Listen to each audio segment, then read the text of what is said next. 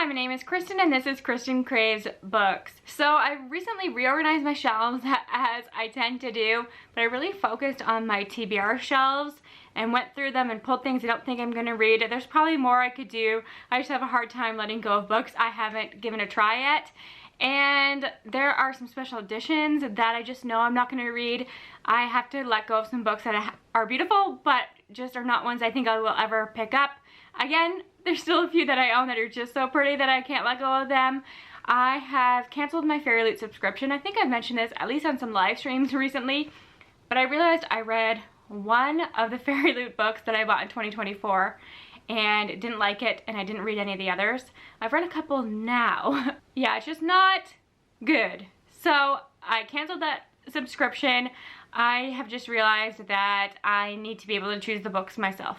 And no matter how pretty they are, just not worth it for me in the end. And especially as somebody who lives in Canada, it's not really worth the risk. We don't have Pango and things like that where it's easy to resell the books if they don't work for us. So if you are Canadian and you have somewhere where you sell special editions, not looking to make money or anything like that, just at cost or even less than what I paid for it, just not a complete loss, because I haven't even touched some of these, and the two that I have read I didn't love, so I'm unhauling a couple of those. And I know some people will love these and have probably been looking for these, so hopefully you have some advice about that. Then I just have some romances and thrillers, a couple fantasies that I want to put in little free libraries, some middle grades as well. So we will just start with the special editions. First up, Book a Night by Holly Black. This edition actually is really beautiful. I've never read anything by Holly Black. I know that this is her adult debut. There was a ton of buzz for it before it came out, and I was really excited for it. And then people started to read it, and it was not getting great reviews at all. And I just don't think it's going to be for me. As beautiful as this is, I love the end papers. I still have the card in here and everything, and I love a good ribbon. That's why I've been holding on to this for so long. It is just such a high quality looking book, but not something that I'm ever going to read, so I'm finally ready to let that one go. Another one, Poster Girl by Veronica Roth. I'm never going to read this. It does sound kind of interesting, but I haven't heard anybody talk about this. This is a cool edition. I just don't think that this is one that I'm ever going to prioritize. I have so many books on my TBR. This one has never called to me, not once. I am very particular about my dystopian, and I just don't think that this one is it. And this is more of an author thing for me. I just don't think that I am a TJ Klune person. I unhauled the Cerulean Sea already, and I have this edition of In the Lives of Puppets. It's pretty. I like what they did. It's a completely different cover. I think the spine is stunning. I think this is like a Pinocchio retelling. I love anything with robots, but I haven't heard great things about this one, and I just don't think that TJ Klune is an author for me, so better to just pass this one along. Now the two Fairy Loot books that I have read that I'm unhauling. The first one is The Last Tale of the Flower Bride by Roshani Chokshi. I didn't make a Worst Books of 2023 video, because I just never got around to it, and then I was really all about DNFing last year, so I didn't have many books that I finished that I didn't love, so I just never filmed it. But if I had, this book would have been on the top of the list. I think this was my least favorite book of last year. I know a lot of people adore it. It just did not hit for me, and it's something that I should have loved because it's gothic, it has beautiful writing and theory, and it's about complicated relationships, but the writing, it was almost too much for me. It was too purple prose, too many metaphors. It wasn't sticking with me. I didn't understand why we got the bridegroom's perspective at all. There was a level of predictability for me. It just didn't hit. It just didn't land for me, and I need to let it go. As beautiful as I think this is, and I love the gothic vibes that this gives, but I didn't like the story inside. But somebody will love to find this because I know a lot of people adored this last year. The last one here from Fairy Loot is actually one I thought was fine. I thought it was fun. It's just so not memorable. I look at this book on my shelves and I think to myself, I know I read this. I think the sequel is out already, but I don't remember anything about it. And this is Violet Made of Thorns by Gina Chen. Cool edition. Love the ombre spines. What is this? There's always a price for defying destiny. I honestly have to look at the synopsis to see if I remember this at all. A darkly enchanting fantasy debut about a morally gray witch, a cursed prince, and a prophecy that ignites their fate-twisted destinies. I vaguely remember it, but not enough to want to continue on with this series, and I think the fact that it's so forgettable for me is a sign that I need to move on. And look, we have a friend. She actually wants me to keep this book apparently, but we are going to try to sell it. I have two more special editions that I'm unhauling. The first one is a Waterstones edition of Gallant by V. Schwab. I have read quite a few books from V. Schwab and have yet to find one that I absolutely adore. I don't think I've ever given any of her books more than a 3 stars. I love her ideas so much. I think that the premises of all her books are so intriguing and unique, and that's why I keep adding them to my TBR, but something about the execution and her writing doesn't click. And that is just a me thing. There are a few authors I feel that way about, and V. Schwab is one of them, which makes me sad because I do think that her ideas are great, and I've seen some interviews with her and she's very interesting. But if this didn't work for me, I just don't think that she's an author for me, because the premise of this one, the gothic feel of this one, it should have worked. It's on the shorter side. I was never in it. I just never fell for the characters, never was intrigued by the story, and as beautiful as this edition is, I have to let it go. The last special edition that I'm unhauling, don't hate me for this, but it's Iron Flame by Rebecca Yarros. I read Fourth Wing. I thought it was fun. Not my favorite thing ever, but it was a good time. And I fell into the hype. I had to pre-order this to get the black edges, all that stuff, but I've learned my lesson. I'm not gonna fall into that anymore. I just don't have any drive to pick this up. I'm not curious about where it goes. Well, I don't have to be curious anymore, because when I decided I'm not reading this, I had a friend spoil everything that happened in it, and I'm glad I didn't pick it up. I will have that friend continue to read the series, because I think there's quite a few books in this series coming out, and I will just be spoiled by my friend. She's a great storyteller, and that works for me, and I will unhaul this.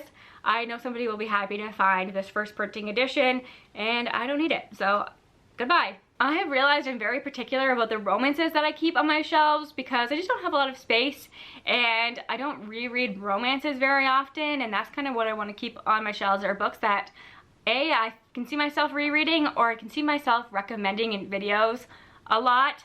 So the ones behind me, these are favorites of all time. This stack here, none were terrible. They're just not my favorites. I don't see myself talking about them in the future, so they can go to better homes. And the first one is Better Than the Movies by Len Painter.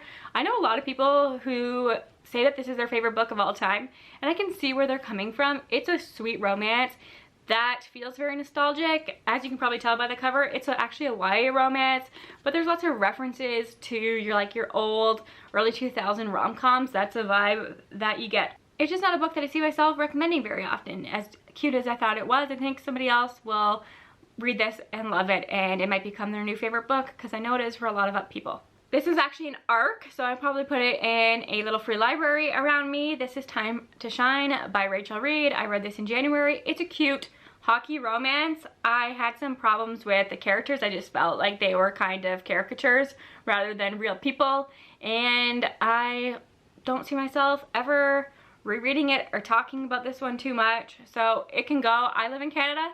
A lot of hockey fans around me.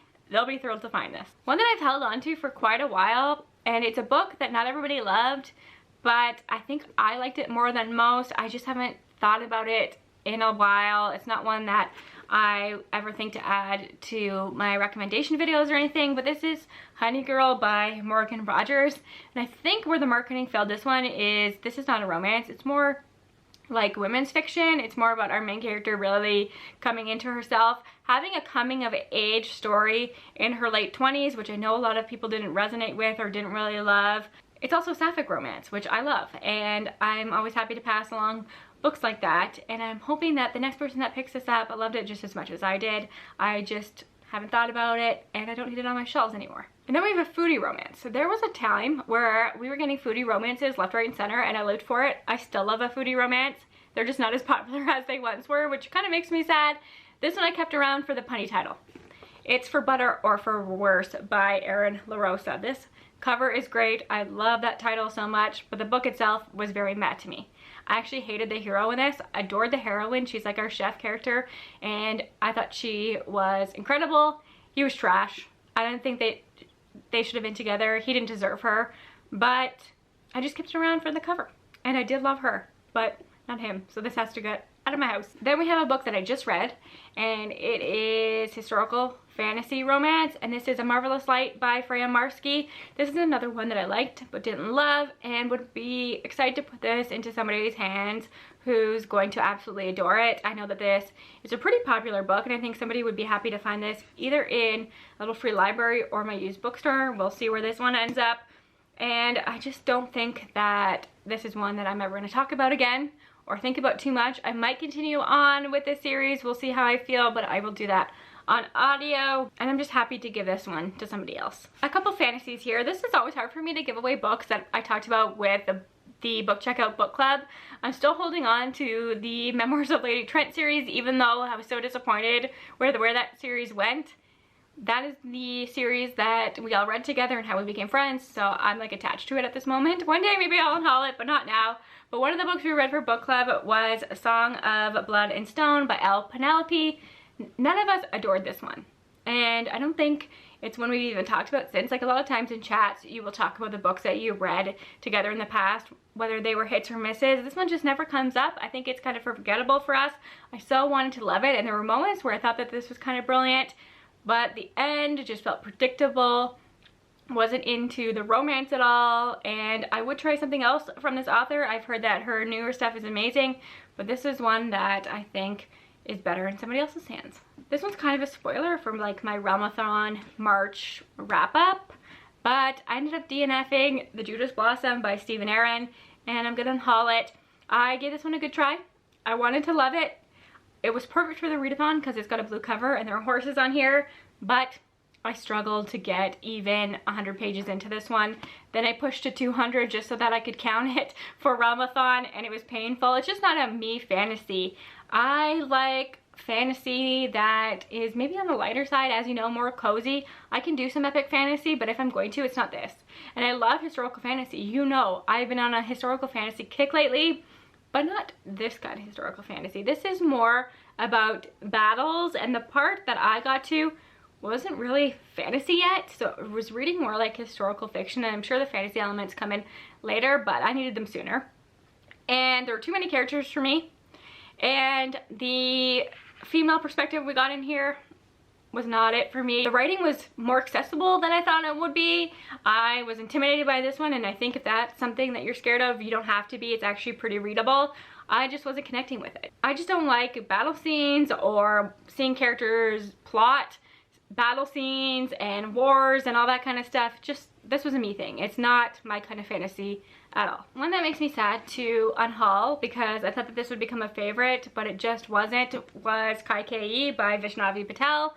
I love these kind of stories that take a female character from mythology that we know little about, and it tells their story. But the way that this book was handled wasn't my favorite, and after reading some reviews, I realized I wasn't the only one that felt that way. In the original story, Kaikeyi is a villain, so this is like her villain origin story, but it doesn't really read that way, because what this author does is she takes all of the heroes from the original tale and makes them villains, and then it makes Kaikeyi the hero. So there's really no nuance in that. And I thought Kaikeyi would be more morally gray, but we didn't get that. And I just didn't love just that it was a complete switch. It just felt too easy for me. So just not my favorite thing ever. I don't have kids, but there are a lot of kids in the neighborhood. So even if I love a middle grade, I tend to put them in little free libraries because there's no reason for me to hold on to them, even though I've been holding on to a couple of these for a while. I'm ready to pass them on. And the first one I just read. This is Ava Evergreen Semi-Magical Witch by Julie Abe. We read this for the Black Hat Book Club, and I thought this was adorable. I really loved it.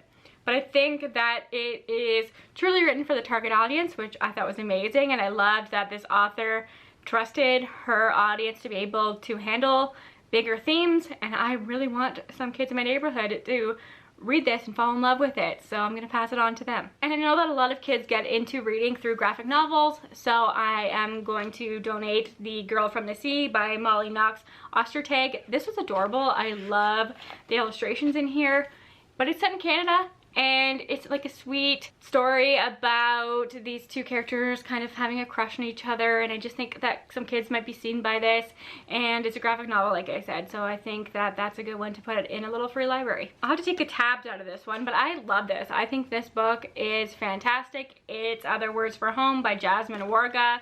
It is told through verse, which I think would be fun for a kid to discover, and it's one that I still think about a lot. I just don't talk about it on my channel too much, and I think it's better to pass it along for the target audience, for somebody who's really going to feel seen by this one or who can learn something from it. So off it goes. Gotta take all these tabs out obviously, but if you haven't read this, I highly recommend it, and the audio is fantastic as well. Now I just have some random books that I've been holding on to for too long. The first one is The Immortalist by Chloe Benjamin. This is partly contemporary, partly historical fiction, and we're following siblings, which is something that I really love. I love this cover. I actually really liked this book, but again, it's been years since I read it. No inclination to reread it. Don't talk about it on my channel, but if you are interested in this, it's really good. I did think that this was a good time, but I'm ready to move on. I read Crazy Rich Asians when all the hype was happening, but the movie's better. Let's just say it. I love the movie so much. I found the sequel, China Rich Girlfriend, at Chapters for like $7 or something, and I grabbed it. Never read it, never going to read it, ready to get rid of it. I read and really liked Still Life by Louise Penny. This is the first book in a very Canadian murder mystery series, but there are so many books in that series, and I tried the second one and I just couldn't get into it. I don't think that these books have aged very well, but I have quite a few of them. I don't know where the other ones are. I think I have 4 of the other ones, or the first 4 in the series. I actually think that I have neighbors that would like this series, so I'll probably just pass them on to them, but just not my thing.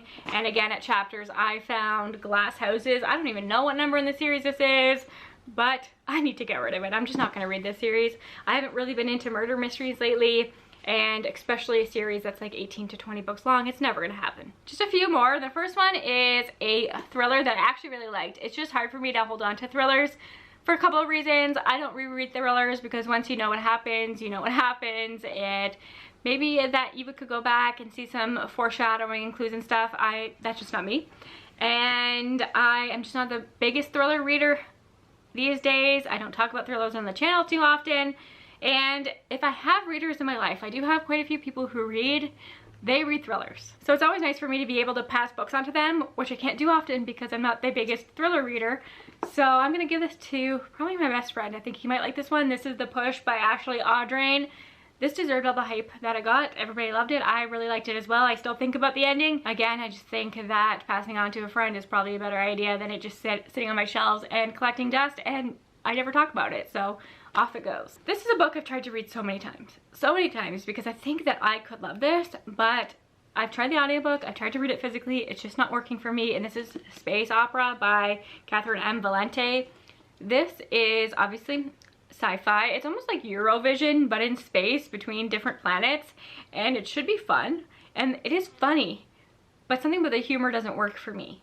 And I love this cover so much. So I've held on to this for years and years and years, and even looking at it now, I want to keep it, but I have to let it go. Now here's a book I loved at the time, but as time goes on, the less I love it, and that is The Midnight Library by Matt Haig. I think that if you read this in the right time, it might really hit for you, but it's one that I'm kind of iffy about as time goes on and I read more reviews and I think about it more, so I just don't need it on my shelves. I read all of the Spiffbo finalists last year with Cassidy from Covers with Cassidy. She had a whole Spiffbo thing going on, and now she's an official judge, which was amazing. And one that I read is The Cruel Gods. This is actually the 13th Hour. The Cruel Gods is the series name, and this is by Trudy Skies. I'm just not a Gaslamp fantasy girl. And you think I would be, because it's historical fantasy. It's kind of got that cozy thing going for it. For some reason, every time I try Gaslamp fantasy, it doesn't work. And this didn't work for me. It's not one that I think about at all, and that I even remember too much about. I still think about a lot of the books that we read for Spiffbo. I had some new favorites, discovered some incredible new favorite authors.